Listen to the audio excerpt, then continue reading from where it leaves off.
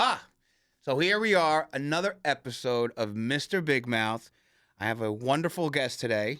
His name is Dippy the Lad. Say hello. Hello. Hello, Dippy. What do you do, Dippy? I am a singer and guitar player, songwriter based out of the East Coast. I'm originally from Maryland, but I've been living in Carlstadt, New Jersey for the past 5 years. So, yeah, just trying to bring rock music back to the East Coast and beyond. The rock music. And you say it like rock music has been on vacation for a little while. Would you It seems say? like it. Yeah. No, I feel like this year, we've been celebrating it a lot more. It's kind of, tragic but beautiful with, the deaths of like people like Ozzy and like Ace Frehley and stuff like that. I feel like a lot of people are, kind of they've been forced to remember, that these people are legends, and it's the rock music genre that they belong to. You know what I mean? And it shows that just because you play rock music doesn't mean you can't inspire a hip hop artist or a pop Absolutely. artist or something like that. Because there have been so many people that show that outpouring of support for these legends. I feel like I feel like rock music definitely could be turned up a little bit more, and I feel like it's always just so exciting, and it's always been very exciting for me, and I'm trying to make it exciting again, I guess. No, yeah. I mean, every music and fashion and culture, everything goes through waves, right? Everything goes through cycles, they say. Absolutely. And I mean, the term rock star has been utilized, like you said, across all genres. You know what I'm saying? When somebody Yeah. makes it, you're a rock star. Absolutely, yes, yeah, and people just use that term in everyday life too. You know what I Sure. mean? You hear in companies like, "Oh, that's my rock star." You know what I mean? Like it transcends like so many things, but it wouldn't be there without the music that is behind it. You know what I mean? There are so many bands that come from that genre that have influenced everybody. I feel like, and everybody enjoys to some degree. So I think it all just comes down to the quality of the musicianship, and when you got quality people putting in that work and appreciating the craft, that's how you get such great music and great legacies for sure. Yeah, I mean, a lot of people don't know. I mean, I come from a world of audio, and mixing, and before I did this and television, and the precision that goes into recording an album. Like I saw this documentary with Bruce Springsteen. Yes. And it was one of his first albums, Born to Run or whatever, and talking about sitting in a studio with Jimmy Iovine, or a young Jimmy Iovine, Right.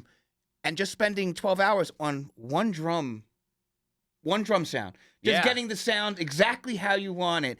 It's mind-boggling, and somebody that's not a musician, they're like, why would? But it does. You hear it. Yes, no, it's the small details, and I think that really goes into any profession. You know what I mean? Like Yeah. audio, whether you're working with textiles or whether you're Mhm. working on a building or an event or anything like that. You want to make sure you're paying attention to the small details, because those small details make a grand full picture. You know what I mean? It Yeah. really goes down to who you got working with you and how dedicated they are. And I think the dedication is going to show with the end result for sure. So you don't get there without paying attention to those small details, and spending all night on a drum sound maybe, or just a bass line, or just getting the right strings on the guitar to make everything sound great. It all really matters, and I think people gotta really hone in on that more than anything if you want to see the full result of your expectations for sure. Absolutely. I know a lot of musicians now, and I just know from being in the game for a while,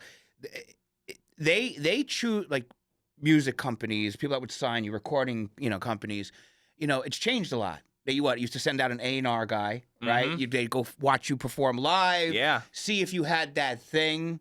Whereas now a lot of people, and this is leading into my question, is how many followers do you have, right? And they really base, your success off that, at least initially, right? To see that, how is that transition in the industry affected you? Do you find yourself creating more content yourself? Are you kind of de facto your own kind of?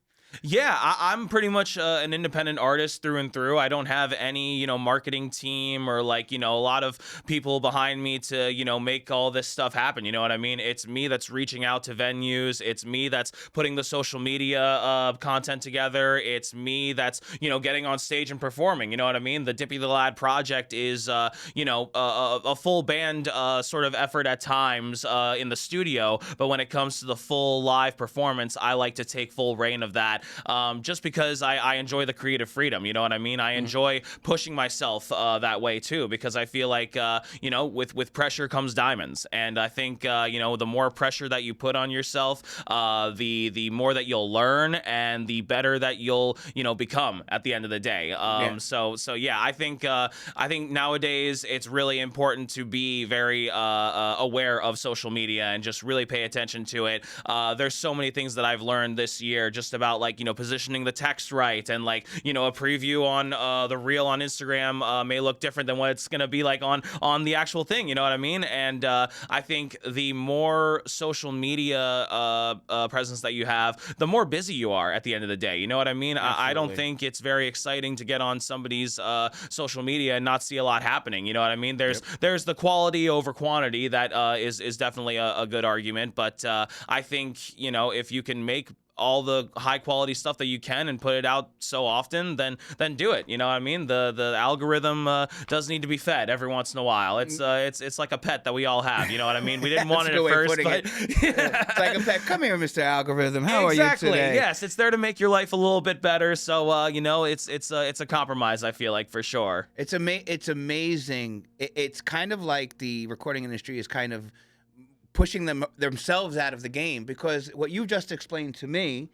is basically what teams of people would do for decades, right? Yes. Market you and whatever, promote you and so on. You're doing it all on your own, right? And relatively speaking, getting a good amount of reach, getting a lot of traction. You told me you got a big gig coming up in December. Yes. Right? And I'm sure a lot of that comes from you putting yourself out there, right? Yeah, no, absolutely. I believe that that's the only way that you can really make things happen, is by getting out there and doing it. You know what I mean? Going out to events and just being there. You know what I mean? It really does help more than, staying home. You know what I mean? The more that you go out to open mics, the more that you put yourself out there. Like, I reached out to you about this podcast because I thought it looked awesome online, and I wanted to be a part of it. You know what I mean? So I think you really don't get very far without taking that first step. And some people can just get in their head so much about that first step. They may be very discouraged. But I think at the end of the day, it's better to just make that first step, learn what you're gonna learn, and just you can go in there with as best of a plan as you can. But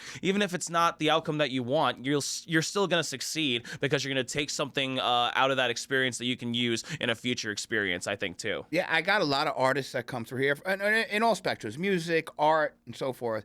And the common thing I hear is like, well, I really haven't made it yet. And then I'll ask them, like, well, how long you been doing this? 10, 15 years? How many gigs? How many things?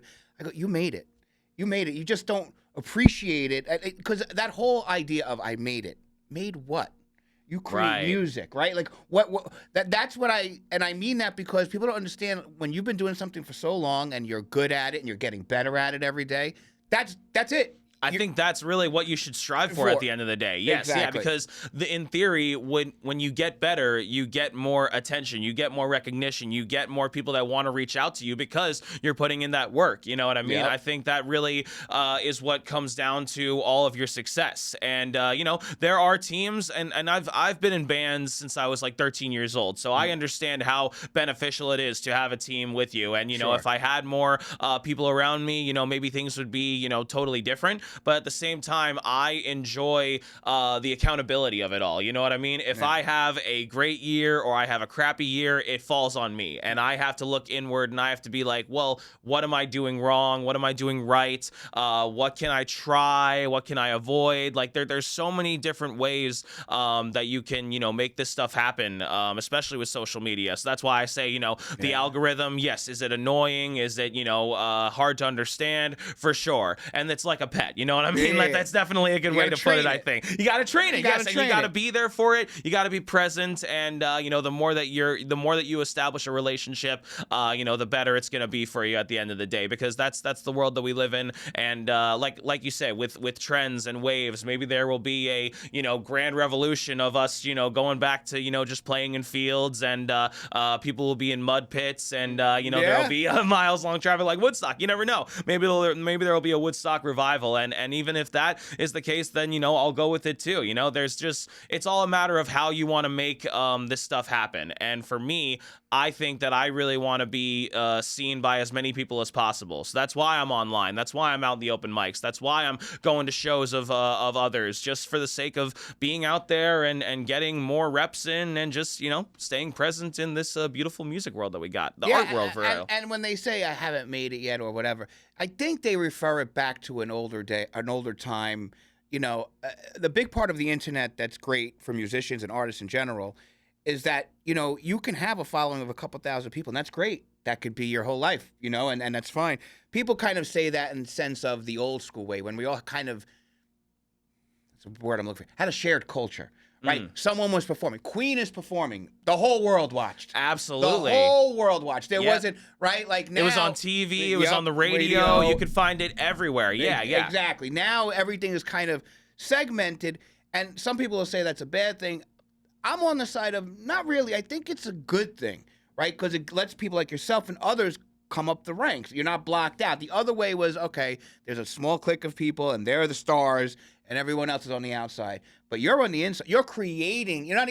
There is no inside and outside no more. You're just creating. It's just the world. It's just the world. We're all kind of actively, getting through this together, I feel like, in that way. But since there's so many different options, you can go into different fields. You can listen to those shows on the radio. You can listen to them on Instagram. You can just listen to them everywhere nowadays. So I think it really empowers us as artists to kind of collaborate with these folks sometimes, and just make our own events too. You know what I mean? Like, I think if you make an event and you have a great success, and you enhance your reputation, I think that's a version of making it. And there's all these different ways that you can see the term making it. Like for me, it's providing a living for my family off my music. That's making it for me. You know what Amen. I mean? Like, I've been getting a lot more business kind of like paid gigs and stuff like that. So I'm very thankful for that. And for me, that's all I can ask for. I want to be able to eventually take this thing full time. So the closer that I get to that, the more that I think that I have made it. I don't need Madison Square Garden. It would be nice, but I'll take a steady paycheck with a bunch of dive bars in comparison for sure. Just Isn't because that crazy? I love it. I'm the same way. It's some people want the astronomical fame. Some people want to be steady, and they want a reliable way of providing for folks. And I think it's different strokes, different folks. But that's where I stand on my version of making it. So that's manifestation, I feel like. So going from making it, what type of music do you make? Like what category do you put yourself in, or is it just old school pure rock, or is there some kind of spin to it? I would say it's closer to indie rock more than anything. Okay. Yeah. It's closer to like alternative rock. I don't like to put a lot of boundaries on what I make necessarily. Sure. So, it does center, guitars and vocals more than anything. So that's the constant. But I like going, heavier. I like going softer. I just enjoy dynamics, and I enjoy different methods of playing. So there's different avenues I go into, but it all centers around rock and roll pretty much. And I get influenced by the classics like Kiss and AC/DC, to the early 2000s like Mumford & Sons and Neon Trees and My Chemical Romance. It's a very much a mix of all that sort of stuff. So what is in the history of rock and roll, right? You're personal, just subjective. What is your favorite genre? What is your favorite era of rock and roll music? Where do you find yourself going back to over and over again for inspiration? I would say, in terms of inspiration, it's a lot more of the early 2000s kind of rock music that I grew up with. You know what I mean? Like, I think there's a lot of bands from that era that are still very active today, like Fall Out Boy, Neon Trees, Mumford & Sons, Panic at the Disco, all that sort of different waves of alternative rock, I think is the best way to kind of describe it. I really enjoy the playing style there. I really enjoy, you know, the musicianship and the original weird lyrics. You know what I mean? Like there are Fall Out Boy songs that are like, you know, the titles are like 10 different words put together. You know what I mean? And it's like it's very long song titles, but they're memorable. You know what I mean? You can say, oh, I want to hear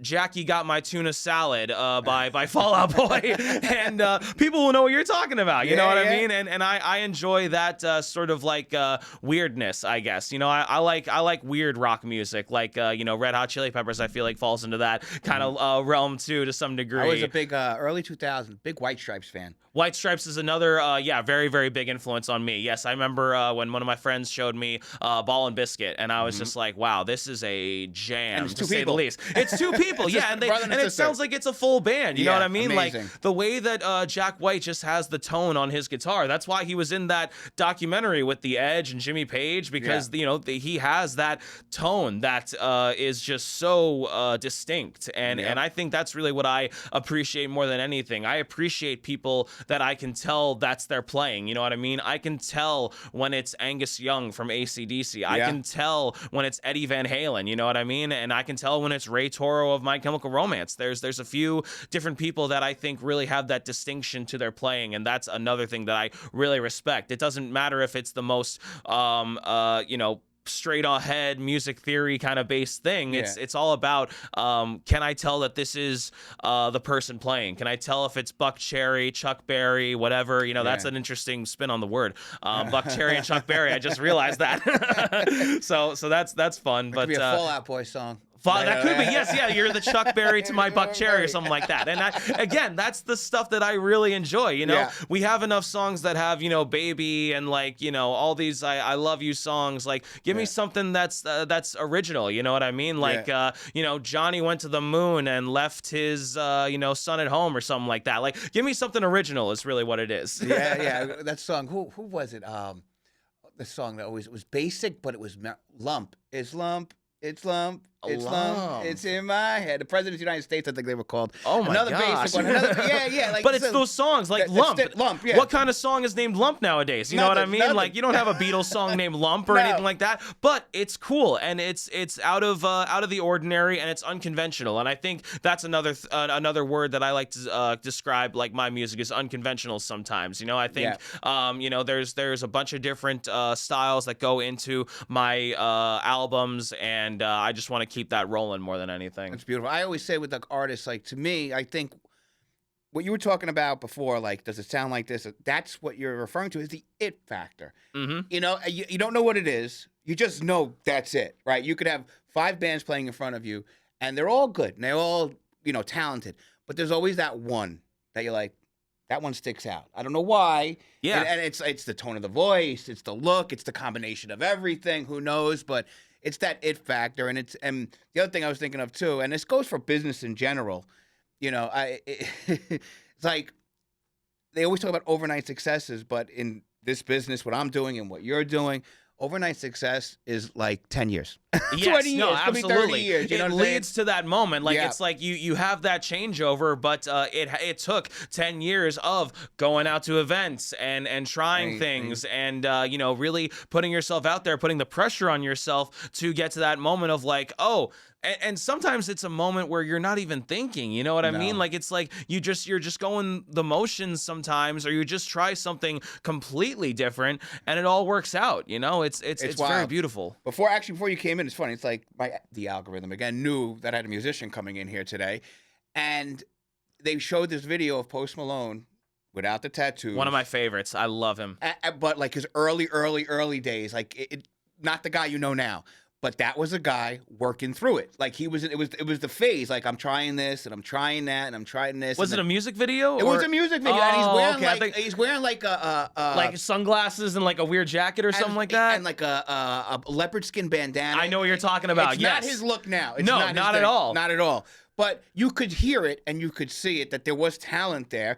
That whole way of him presenting it maybe didn't grab people right away, but eventually he got to it, and that's the process. And like you said, it's not just music; it's everything. Any field you work in, that's just what you go through. Try it, try it, try it. Oh, got it. Absolutely. You know? Yep. It's about that one step theory, I feel like. You know what I mean? That was Post Malone taking a step forward. You know what I mean? And maybe he thought that was going to be the video that, blew him to success. You know what I mean? But it wasn't. But, and that's another thing, too. Like, sometimes you can have such expectations for this, and it doesn't give the outcome that you want. But again, it led him to having White Iverson and Rockstar and all these other songs that are now, synonymous with our culture, I feel like, nowadays. You know what I mean? You hear the word Post Malone, and at least someone in the room is going to know what you're talking about. You know what I mean? Like, I knew what you were talking. We both knew what we were talking about. So it's 100% of a room that knows what Post Malone is. You know what I mean? I feel like you're going to at least get a 50% if you're going to like a big event or something like that. So, that's just what happens when you get that first step, and with all the steps that lead to it, you get into different roads, and eventually you get to the promised land. That's awesome. So what do you do when you're not performing? What gets you inspired to write music? You said you have a family. Yes, yeah, I have a wife. We've been married for a little over a year now. So thank you. Yes, she's definitely a big source of inspiration.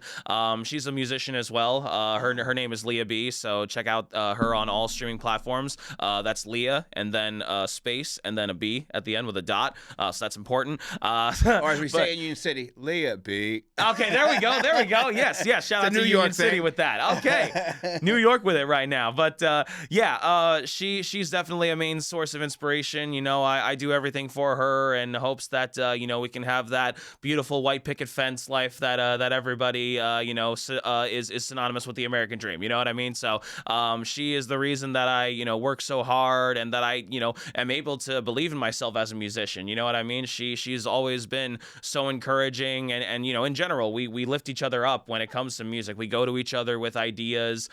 We make sure that we're telling each other about different shows we got coming up, different opportunities, and trying to, we're doing duo stuff now too. So cool. She plays piano, I play guitar, we both sing, we harmonize and all that sort of stuff. So she is a major source of inspiration for me, and all this is in hopes that we can one day retire in a beautiful beach somewhere off of the success of our music. You know what I mean? That's what it is. And there are many journeys and different ways to get there. So I think thankfully there's just still so many opportunities out there for us, and we can make it happen. That's what it is. That's fantastic. Yeah, I had another couple in here, both musicians, and they were telling me like they do gigs together, and when she's on, he's shooting her content and getting stuff. So like they're working each other, and then when she goes on, he does, vice versa. And yes, like and I do that too. Yeah. I love taking videos for her. I'm sometimes like the annoying soccer dad, like I'm getting all close and stuff like that, and I'm trying to like be like, yeah, you got this, honey, like all that kind of stuff. It's just a support thing. You know what I mean? It's musicians helping musicians. It's husband and wife, sort of a support, and I think that at the end of the day, whatever your partner wants to do, you just have to let them know that you'll be there for them. You know what I mean? Like it all helps at the end of the day to just respect each other's dream. You know what I mean? If I turned around tomorrow and said I wanted to be a zookeeper, I feel like my wife would be behind me, and if she wanted to be a ballet dancer, I would be behind her. You know what I mean? Like it's two very different ways of living our lives than we're used to, but she's the love of my life, and the woman that I married, and I'm gonna support her, and she supports me. So it's a beautiful thing when you have that, and that's another version of making it for me. You know what I mean? Like I have the love of my life. I'm able to do music. I'm making better living as the years go on, stuff like that. So it's a beautiful thing sometimes, and we definitely got to focus on what we're thankful for more than ever nowadays, I think. Amen. Yeah, I mean, someone once said, it's a long way to the top if you want to rock and roll. That's true, and I know who said that right there. And if you have someone by your side like your wife or significant other that's ride or die with you, it makes it that much bearable. Yes, no, absolutely. You know? It's heartbreaking sometimes out here. You know what I Yep. mean? Like, I mean, and you know this too, just being in the arts in general. You know what I Hmm. mean? Like, people definitely will have a sort of stigma with that dream of this dream of ours. I feel like, there's always going to be those people who do support you, but there are going to be people who maybe think you should consider a plan B, or maybe you should consider some other ways, and maybe they'll think that you're foolish. But for me, and this was what inspired my newest album, King of Fools, which you can check out everywhere. The whole premise of King of Fools is the underdog mentality of, not only will I continue on this foolish path, but I will be the king of fools, and I will be the one to make it. You know what I mean? Like, Yeah. so many people think that we're not going to make it, but I think you really have to have a sense of a little bit of delusionalness, at least. Crazy. You gotta be crazy. You got to be crazy You to gotta be have able crazy. to. I say it. Just say it. Yeah, no, that's it. Because I mean, you got guys going up there in makeup. You got people doing backflips, all Yeah. for the sake of To entertain. making it. Yeah. and it's amazing. And I know what you're saying. A lot of the artists that come through, that's a common thread I see with a lot of the artists, is that a lot of people, friends, family, they're close. You would say that are close to them, kind of don't support vocally or visually because of what you just said, because they don't understand it. Yes. Right? And sometimes they get some of the people some of the people that say that don't understand that. I've been doing this for a minute, so it took me a while to. In my early days of going out on my own and doing stuff, friends and family that you would be talking to on a weekly, monthly basis, all of a sudden you go out on your own and they disappear.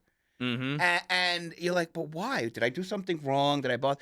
And it's not that. It just throws them off. And all love to them. You have a family. You want your 9 to 5. You do it, straight like that. God bless Yes. you.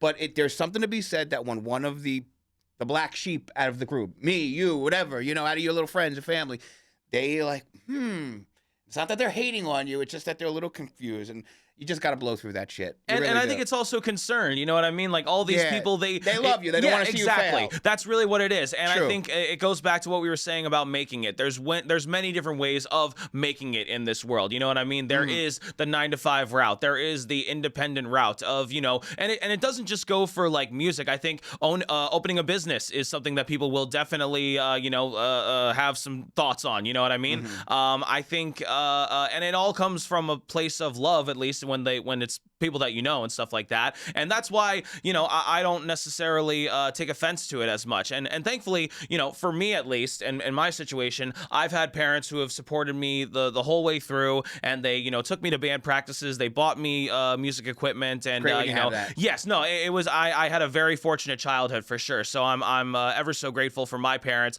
But I know a lot of musicians who don't have that sort of support. Sure. And I know a lot of people who, definitely have different relationships when it comes to, their family and their dreams and stuff like that. But I think, at the end of the day, it comes down to how much you love this. You know what I mean? If you love it enough and you want to make it full time, I think you're going to be able to find ways to make it work. You know what I mean? And Absolutely. I think there are so many different ways to make it work nowadays that I think that may be why, my parents and a lot of my family, do support me and stuff like that, because they see The Voice, they see just viral videos, they see all these different things. And I think, it definitely empowers a lot of entertainers and arts centered people in general.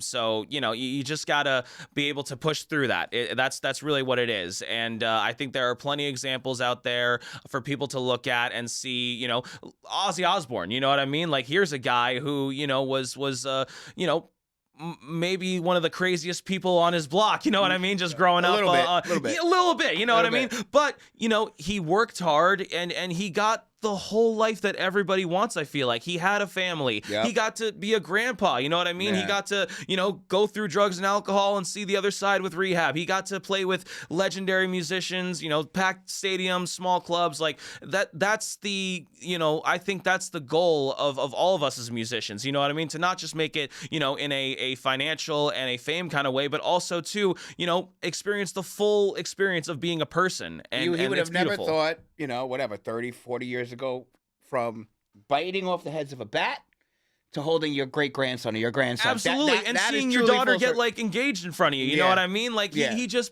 and also that last concert that he had, man. I mean, Amazing. it was just, here is a guy who again was The influence. the influence, and supposedly a guy who should have never made it. You know what I mean? In terms of statistics and like how the world works and stuff like that.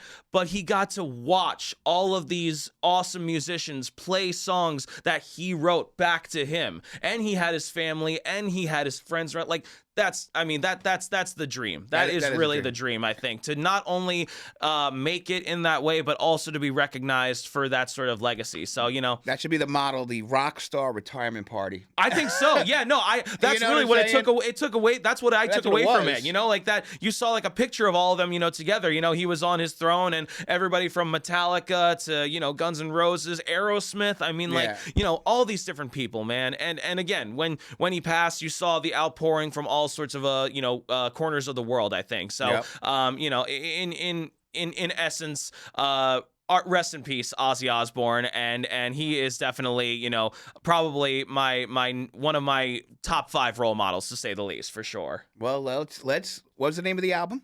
Yeah, my newest album is King of Fools. You guys can check that out. That's my newest full original piece. Want to give us a little something from the album? Oh maybe? Yeah, absolutely. Yeah. Let me do that real quick. First live acoustic performance at Big Mount Studio. I just want to get that out away there. Ever so slightly, like you said. There you ever go. So slightly. You got it. See, take a direction. Good.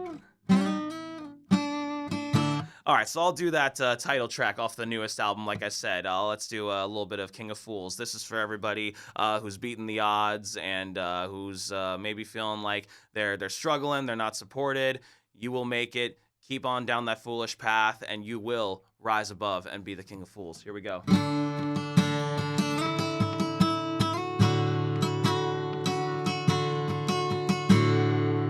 When all you've got is what you're giving, it's only good enough.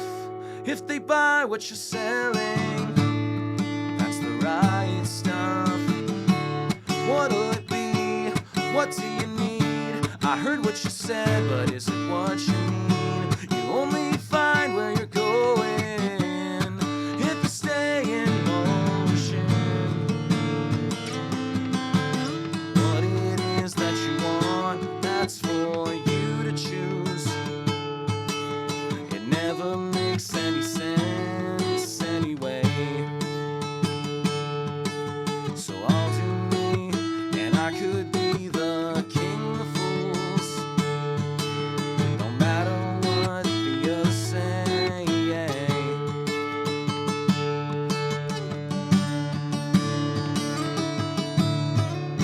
This is also my first time performing on a couch, actually. You live to fight another day, when every day's a fight. It might look all uphill from here, but on the other side is left and right, far away from those who might try to take your wheel, but baby, you've gotta steer.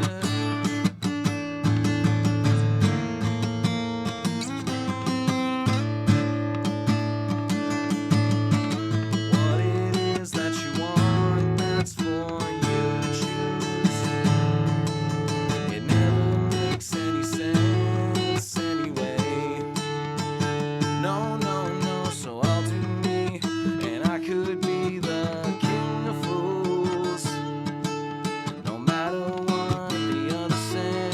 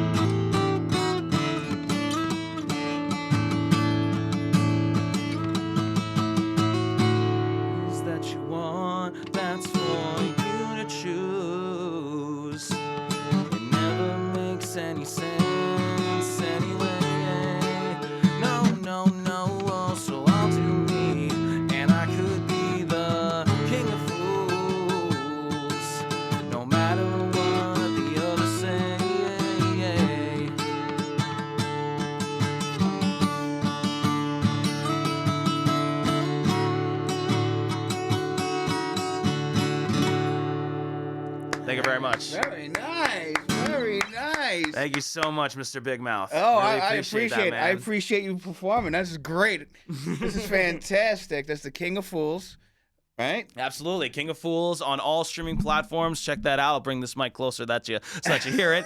King of Fools. He's a pro. He's a pro. Absolutely. King of Fools, the album by myself, Dippy the Lad. Check it out on all streaming platforms. I got a big show coming up December 6th at the Beer Garden in Yonkers, New York. So come out to that. It's a free show. So if you're in the Yonkers area, you need a free show to go to kick off the December festivities, come out to Beer Garden in Yonkers, New York, December 6th with me, Dippy the Lad. You'll hear that song and a bunch of others. Awesome, Dippy. What a pleasure. Hey, thank you so much, man. You so Really much. appreciate you. Appreciate all of you. Thank you. This is a episode. What is it? Episode, I don't know, 1005. Hey, Mr. Big Mouth. I love it. I love it. I'm glad you came by. See you next time. Later.